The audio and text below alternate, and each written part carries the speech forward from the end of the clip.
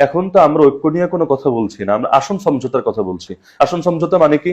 এই আসনে আমি দাঁড়ালাম, তো আরেকটা ইসলামী দল প্রার্থী দিবে না, আরেক আসনে আপনি দাঁড়ালেন, সেখানে অন্য ইসলামী দল প্রার্থী দিবে না। তো এভাবে যদি আসলে একটা আসন সমঝোতার ভিত্তিতে ঐক্য হয়, এখানে আমার আকীদার দায় আপনার উপর কেন যাবে, আপনার আকীদার দায় আমার উপর কেন আসবে?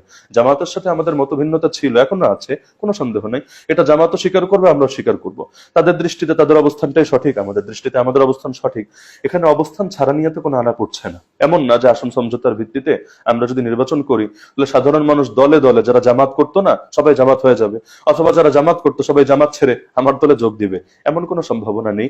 বরঞ্চ আমরা বিচ্ছিন্নভাবে নির্বাচন করলে পুরো দেশে যেই কয়টা আসন পাবো, আমরা এক আসনে একজন প্রার্থী যাই। এই যে আমরা মাঠে শুনতে পাচ্ছি যে হুজুর আপনারা যদি শুধু এক থাকেন, আমরা আপনাদের সাথে মানে জান প্রাণ দিয়ে লড়াই করব।